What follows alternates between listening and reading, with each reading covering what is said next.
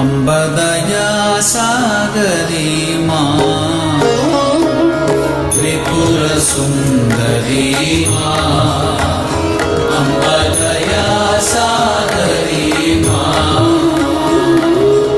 ಸುಂದರ ವದನೆ ಮಾ ಅಂಬ ಸುಗುಣ ಮನೋಹರಿ ಮಾ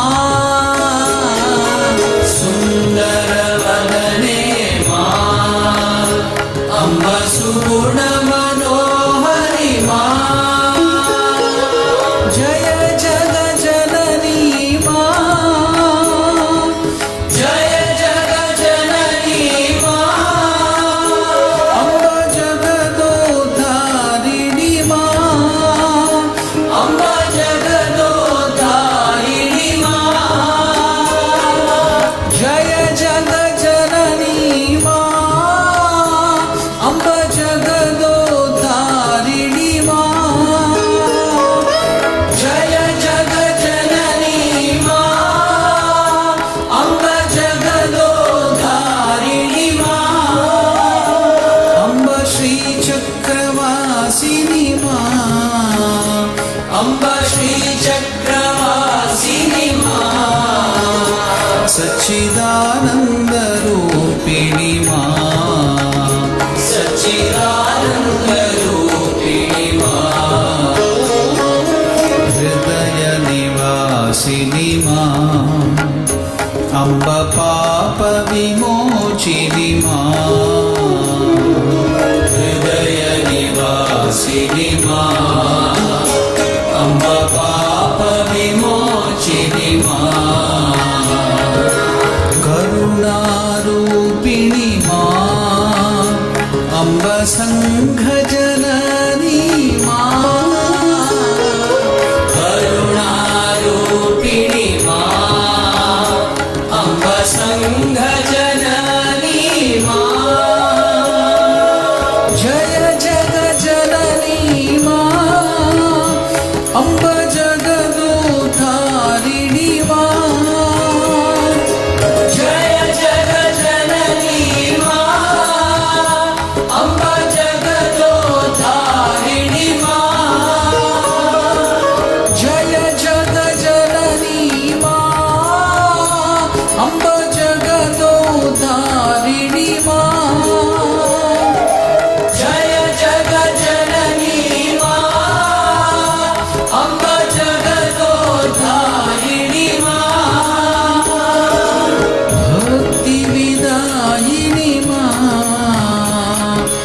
ಭಕ್ತಿ ವಿದಾಯಿನಿ ಮಾ ಅಂಬ ಮುಕ್ತಿ ಪ್ರದಾಯಿನಿ ಮಾ ಅಂಬ ಮುಕ್ತಿ ಪ್ರದಾಯಿನಿ ಮಾ ತ್ರಿಪುರ ಸುಂದರಿ ಮಾ ಅಂಬದಯಾ ಸಾಗರಿ ಮಾ ತ್ರಿಪುರ ಸುಂದರಿ ಮಾ ಅಂಬದಯಾ ಸಾಗರಿ ಮಾ ತ್ರಿಪುರ ಸುಂದರಿ ಮಾ ಅಂಬದಯಾ ಸಾಗರಿ ಮಾ ತ್ರಿಪುರ ಸುಂದರಿ ಮಾ ಅಂಬದಯಾ ಸಾಗರಿ ಮಾ ಸುಂದರ ವದನೆ ಮಾ ಅಂಬ ಸುಗುಣ ಮನೋಹರಿ ಮಾ ಸುಂದರ ವದನೆ ಮಾ ಅಂಬ ಸುಗುಣ ಮನೋಹರಿ ಮಾ ಜಯ ಜಗ ಜನನಿ ಮಾ ಅಂಬ ಜಗದೋದ್ಧಾರಿಣಿ ಮಾ ಜಯ ಜಗ ಜನನಿ ಮಾ ಅಂಬ ಜಗದೋದ್ಧಾರಿಣಿ ಮಾ ಜಯ ಜಗ ಜನನಿ ಮಾ ಅಂಬ ಜಗದೋದ್ಧಾರಿಣಿ ಮಾ ಜಯ ಜಗ ಜನನಿ ಮಾ ಅಂಬ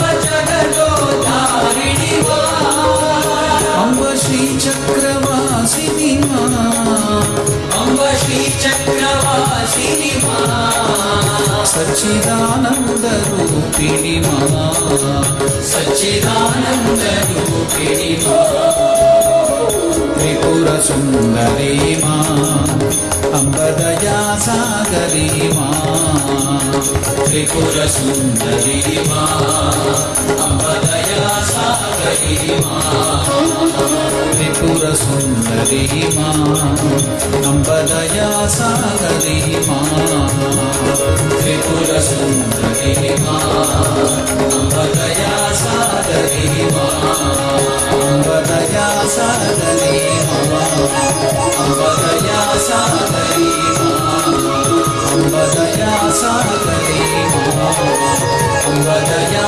सागरी माँ अम्ब दया सागरी माँ अम्ब दया सागरी माँ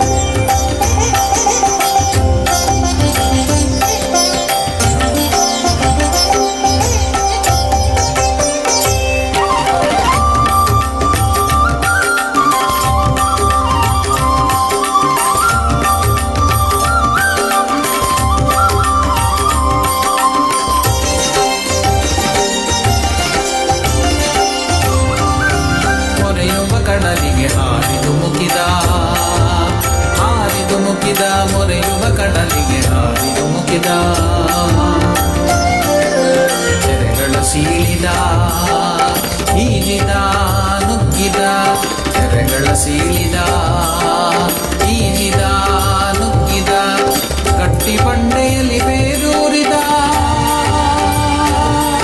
ಬಾನೆತ್ತರ ಬೆಳೆದ ಬೆಳಗಿನ ಗೋಪುರವಾದ ಬಾನೆತ್ತರ ಬೆಳೆದ ಬೆಳಗಿನ ಗೋಪುರವಾದ ಆ ಧ್ರುವ ಮಂಡಲದಿಂದ ಓ ಬಂದ ಶ್ರೀ ಗುರು ವಿವೇಕಾನಂದ ಓ ಬಂದ ಶ್ರೀ ಗುರು ವಿವೇಕಾನಂದ.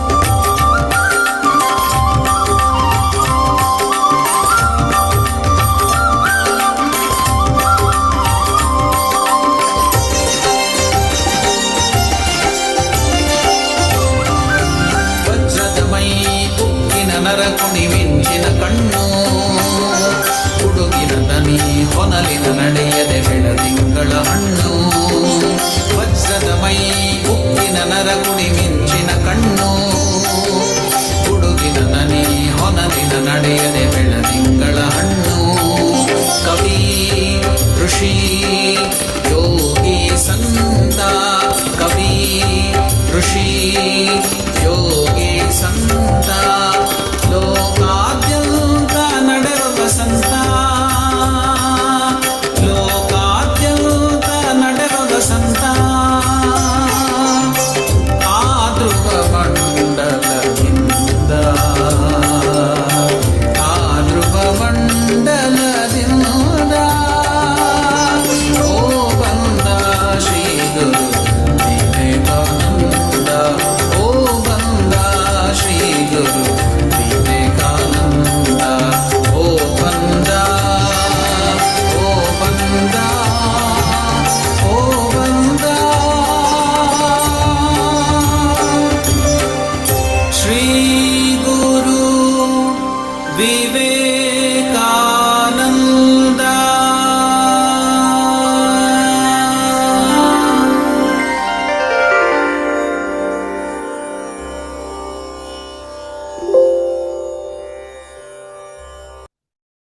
ನಮ್ಮ ಕಣ್ಮುಂದೆ ಭಗವಾನ್ ಶ್ರೀರಾಮಕೃಷ್ಣರೇ ಇದ್ದಾರೆ. ಶ್ರೀರಾಮಕೃಷ್ಣರನ್ನ ನಾವು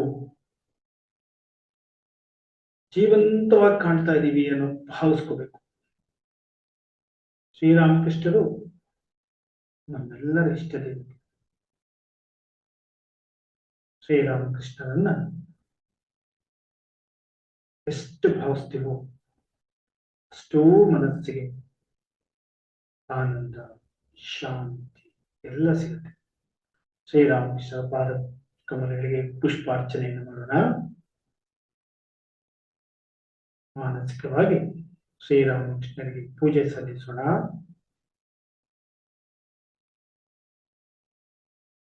ಶ್ರೀರಾಮಕೃಷ್ಣ ನಮ್ಮ ಪೂಜೆಯನ್ನು ಸ್ವೀಕರಿಸ್ತಾ ಇದ್ದಾರೆ.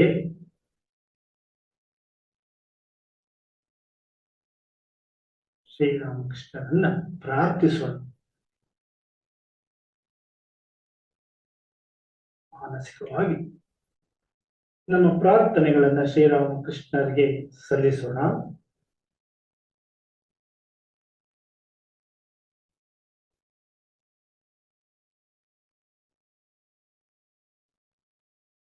ಶ್ರೀರಾಮಕೃಷ್ಣರ ಬಿಟ್ಟು ಇನ್ನೇನು ನಮ್ಗೆ ಕಾಣಿಸ್ತಿಲ್ಲ.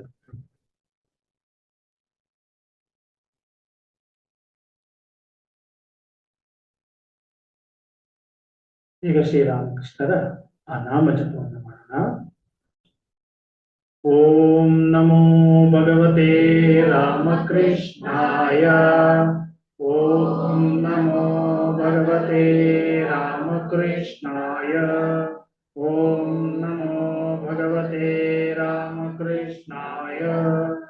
ಓಂ ನಮೋ ಭಗವತೆ ರಾಮಕೃಷ್ಣಾಯ. ಓಂ ನಮೋ ಭಗವತೆ ರಾಮಕೃಷ್ಣಾಯ. ಓಂ ನಮೋ ಭಗವತೆ ರಾಮಕೃಷ್ಣಾಯ. ಓಂ ನಮೋ ಭಗವತೆ ರಾಮಕೃಷ್ಣಾಯ. ಓಂ ನಮೋ ಭಗವತೆ ರಾಮಕೃಷ್ಣಾಯ. ಓಂ ನಮೋ ಭಗವತೆ ರಾಮಕೃಷ್ಣಾಯ. ನಮೋ ಭಗವತೆ ರಾಮಕೃಷ್ಣಾಯ. ಓಂ ನಮೋ ಭಗವತೆ ರಾಮಕೃಷ್ಣಾಯ. ಓಂ ನಮೋ ಭಗವತೆ ರಾಮಕೃಷ್ಣಾಯ. ಓಂ ನಮೋ ಭಗವತೆ ರಾಮಕೃಷ್ಣಾಯ. ಓಂ ನಮೋ ಭಗವತೆ ರಾಮಕೃಷ್ಣಾಯ.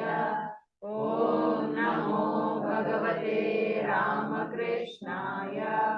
ಓಂ ನಮೋ ಭಗವತೆ ರಾಮಕೃಷ್ಣಾಯ. ಓಂ ನಮೋ ಭಗವತೆ ರಾಮಕೃಷ್ಣಾಯ. ಓಂ ನಮೋ ಭಗವತೆ ರಾಮಕೃಷ್ಣಾಯ. ಓಂ ನಮೋ ಭಗವತೆ ರಾಮಕೃಷ್ಣಾಯ. ಓಂ ನಮೋ ಭಗವತೆ ರಾಮಕೃಷ್ಣಾಯ.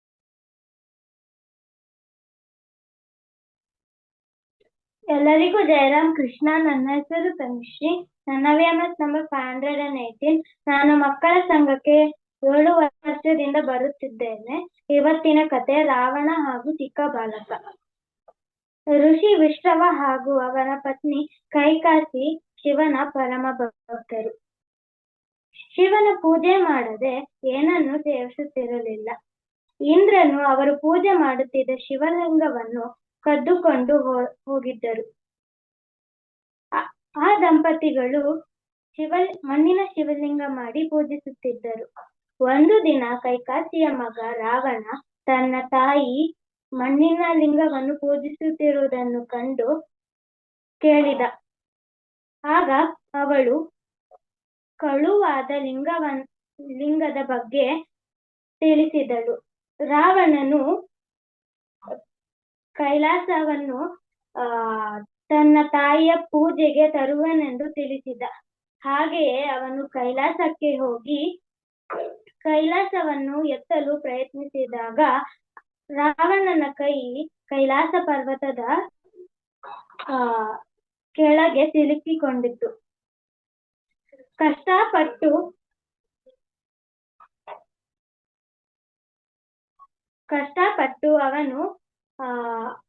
ಅವನ ಕೈಯನ್ನು ಆ ಪರ್ವತದಿಂದ ಹೊರತೆಗೆದ. ಆ ಯೋಚನೆಗಳನ್ನು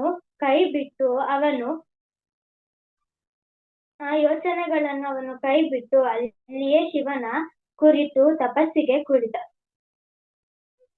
ಶಿವನು ಅವನ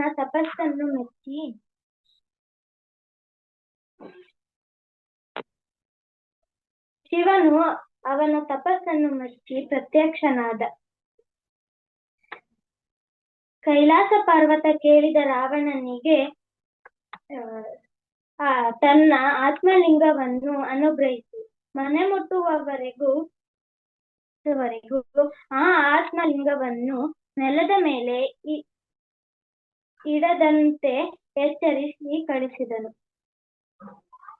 ದೇವತೆಗಳು ಶಿವನ ಆತ್ಮಲಿಂಗವನ್ನು ರಾವಣನಿಗೆ ಕೊಟ್ಟಿರುವುದನ್ನು ಕಂಡು ಆದ್ದರಿಂದ ರಾವಣನು ಅಮರನಾಗಿ ಬಿಡುತ್ತಾನೆ ಎಂದು ಯೋಚಿಸಿ ಒಬ್ಬ ಚಿಕ್ಕ ಬಾಲಕನ ಸಹಾಯ ಕೇಳಿದರು. ಆ ಬಾಲಕ ಸಹಾಯ ಮಾಡಲು ಒಪ್ಪಿಕೊಂಡ. ವಿಷ್ಣು ದೇವನು ಸೂರ್ಯನನ್ನು ಮರೆಮಾಡಿದಾಗ ಸಂಜೆಯಾದ ಹಾಗೆ ಇತ್ತು. ರಾವಣನು ಆತ್ಮಲಿಂಗವನ್ನು ತೆಗೆದುಕೊಂಡು ಹೋಗುವ ದಾರಿಯಲ್ಲಿ ನಾರದರು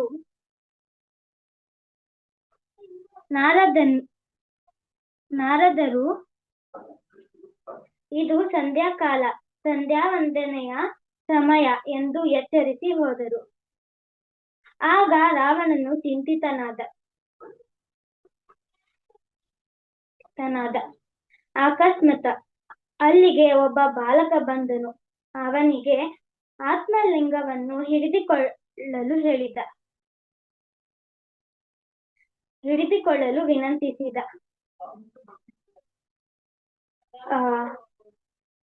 ಆತ್ಮಲಿಂಗವು ಭಾರ ಇದ್ದುದರಿಂದ ಬಾಲಕನು ನಾನು 3 ಸಲ ಕರೆಯುವಷ್ಟರಲ್ಲಿ ನೀನು ಬರಬೇಕು, ಇಲ್ಲ ಅಂದರೆ ನಾನು ಆತ್ಮಲಿಂಗವನ್ನು ಕೆಳಗಿಡುತ್ತೇನೆ ಎಂದು ಹೇಳಿದರು. ರಾವಣನ ಸಂಧ್ಯಾಚರಣೆಯ ಮಧ್ಯದಲ್ಲಿ 1, 2, 3 ಎಂದು ಬೇಗ ಬೇಗ ಕರೆಯುವಷ್ಟರಲ್ಲಿ ಬಾಲಕನು ಆತ್ಮಲಿಂಗವನ್ನು ಕೆಳಗಿಟ್ಟಿದ್ದನು. ರಾವಣನು ಬರುವಷ್ಟರಲ್ಲಿ ಆತ್ಮಲಿಂಗವನ್ನು ಕೆಳಗಿಟ್ಟಿರುವುದನ್ನು ಕಂಡು ಕೋಪಿತಗೊಂಡ. ಬಾಲಕನಿಗೆ ಹೊಡೆದ. ಆತ್ಮಲಿಂಗವನ್ನು ಎತ್ತಲು ಪ್ರಯತ್ನಿಸಿದಾಗ ಅದು ಮೇಲೇಳಲಿಲ್ಲ. ಅವನು ಬೇಸರಗೊಂಡು ಲಂಕೆಗೆ ಹಿಂತಿರುಗಿದ. ಈ ಬಾಲಕ ಆತ್ಮಲಿಂಗವನ್ನು ಇಟ್ಟಿದ್ದ ಜಾಗ ಗೋಕರ್ಣ, ಉತ್ತರ ಕರ್ನಾಟಕದಲ್ಲಿದೆ. ಇದು ಪ್ರಸಿದ್ಧಗೊಂಡಿದೆ. ಗೋಕರ್ಣ ಎಂದರೆ ಹಸುವ ಕಿವಿ. ರಾವಣನು 2 ಬದಿಯಿಂದ ಎಳೆದರಿಂದ ಆತ್ಮಲಿಂಗವು ವಿರೂಪಗೊಂಡು ಹಸುವಿನ ಕಿವಿಯ ಹಾಗೆ ರೂಪುಗೊಂಡಿದೆ. ಅದಕ್ಕೆ ಅದು ಗೋಕರ್ಣ ಎಂದು ಹೆಸರು ಬಂದಿದೆ. ಗೋ ಎಂದರೆ ಹಸು, ಕರ್ಣ ಅಂದರೆ ಕಿವಿ. ಆ ಚಿಕ್ಕ ಬಾಲಕನು ಆತ್ಮಲಿಂಗವನ್ನು ಇಟ್ಟಿದ್ದವರು ಯಾರು? ಹೌದು, ಅದು ಗಣೇಶ. ಧನ್ಯವಾದಗಳು. Jayaram Krishna.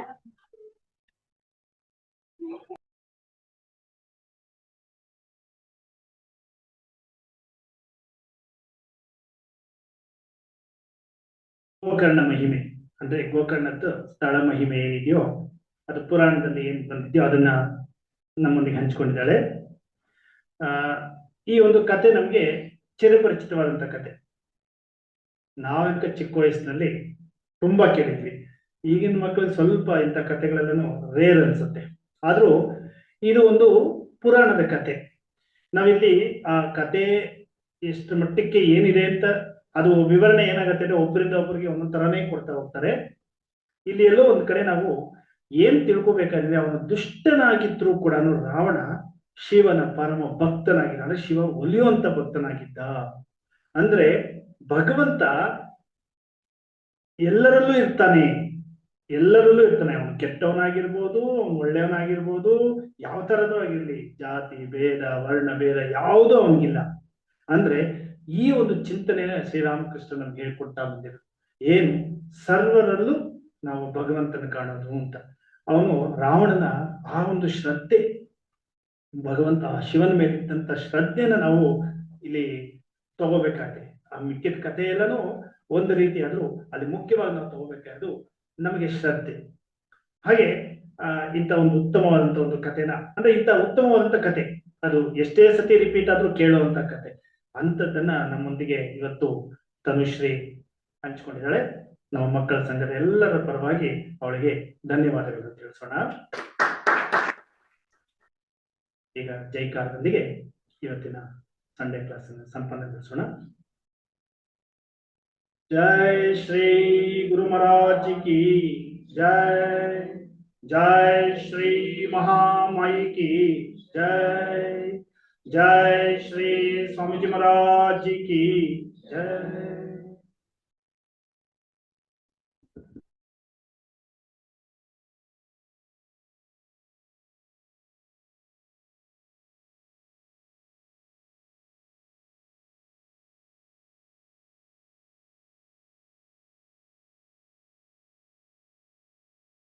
Jairam Krishna sir.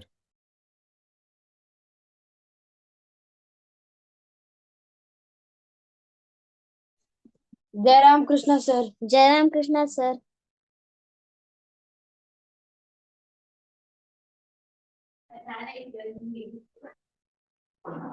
Jairam Krishna sir.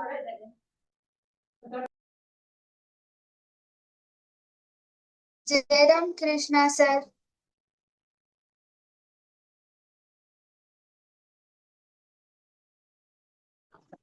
Jairam Krishna sir.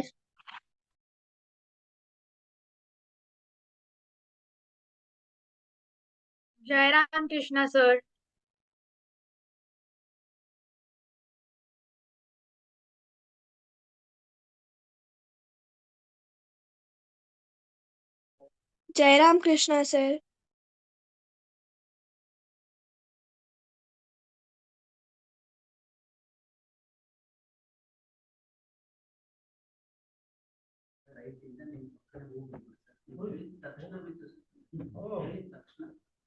Thank you. Spotlight ಮಾಡಿ